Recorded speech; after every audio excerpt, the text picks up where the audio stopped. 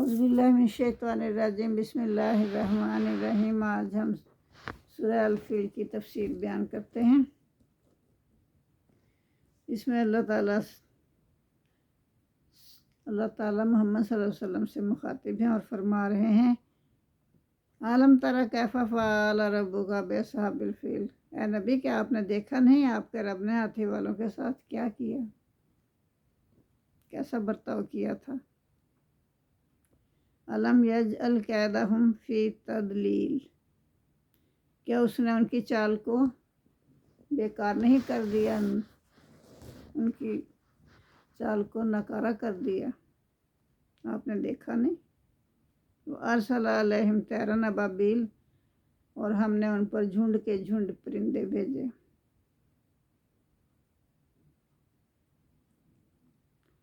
ترمیہم بحجارۃ من سجیل، وہ پھینکتے تھے ان پر کنکریاں پتھروں کی، جو جس کو بھی وہ لگتی تھی نا وہ وہیں پہ ڈھیر ہو جاتا تھا، ختم ہو جاتا تھا، ایسی کنکریاں تھیں۔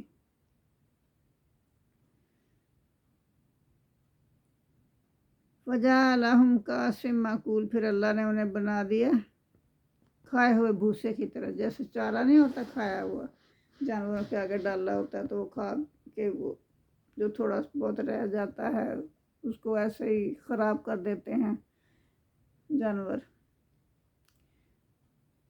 تو اس کی طرح وہ ہو جائیں گے، جیسے کہ چارہ کھایا ہوا بھوسا ہوتا ہے نا، ایسے۔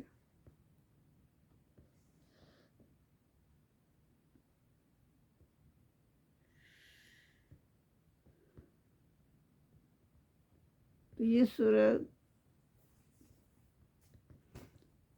مکہ مکرمہ کے ابتدائی دور میں نازل کی گئی تھی۔ اس میں اصحاب الفیل کے واقعے کی طرف اشارہ ہے، جن پر اللہ نے اپنا عذاب نازل فرمایا تھا۔ اہل عرب اور قریش کو اس واقعے کی پوری تفصیل کا علم تھا،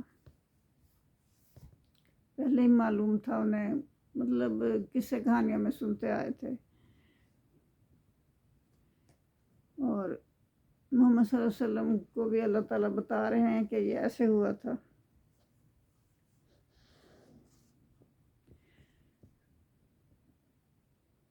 اہل عرب اور قریش کو تو سب کچھ علم تھا نا، تو اسی لیے بتا رہے ہیں اللہ تعالیٰ بھی کہ کفار اس بات پر غور کریں کہ ہاں واقعی ہمیں بھی معلوم ہے، تو یہ کوئی نہ کوئی واقعہ ہوا ہوگا پاسٹ میں، تو انہیں غور و خوض کرنا چاہیے کہ جس بات کی یہ دعوت رسول صلی اللہ علیہ وسلم دے رہے ہیں تو یہ سچی بات ہے۔ وہ کہہ رہے ہیں کہ اللہ کے سوا کسی کی عبادت نہ کی جائے، تمام دوسرے خود ساختہ معبودوں کو چھوڑ کر اللہ کے وحدہ لا شریک کی عبادت کی جائے، صرف ایک اللہ کی عبادت کی جائے۔ اس سے یہ بھی متنبہ کیا گیا ہے کہ اگر کفار قریش نے اس دعوت حق کو دبانے کی کوشش کی کہ جس طرح اصحاب الفیل کو اللہ نے تباہ کیا، اسی طرح ان کا انجام بھی ہو سکتا ہے۔ وہ پرندے جو تھے ان پر ایسی کنکریاں پھینکتے تھے، ابرہا اس کا نام تھا جو لشکر لے کر آیا تھا۔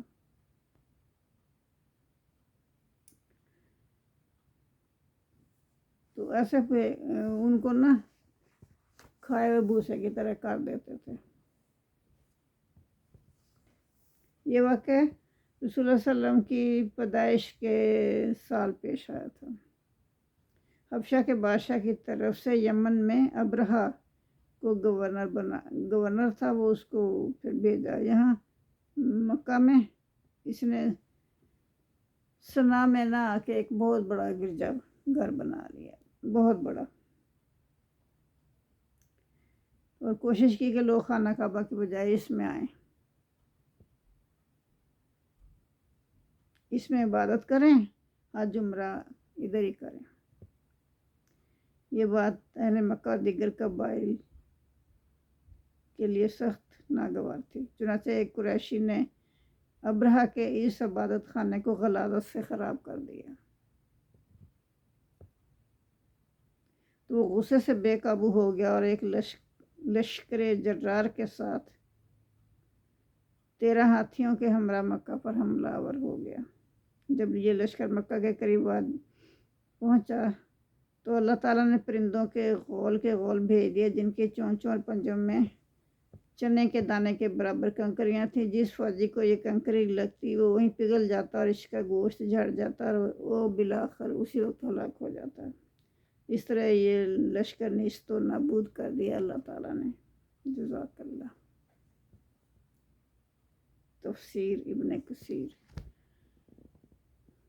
اللہم صلی علی محمد وعلی آل محمد کما صلیت علی ابراہیم وعلی آل ابراہیم انک حمید مجید۔ اللہم بارک علی محمد وعلی آل محمد کما بارکت علی ابراہیم وعلی آل ابراہیم انک حمید مجید۔ یا میرے پروردگار، یا میرے مولا، یا مشکل کشا، ہماری یہ کاوشیں قبول فرما۔ ربنا آتنا فی الدنیا حسنۃ وفی الآخرۃ حسنۃ وقنا عذاب النار۔ آمین ثم آمین۔ جزاک اللہ۔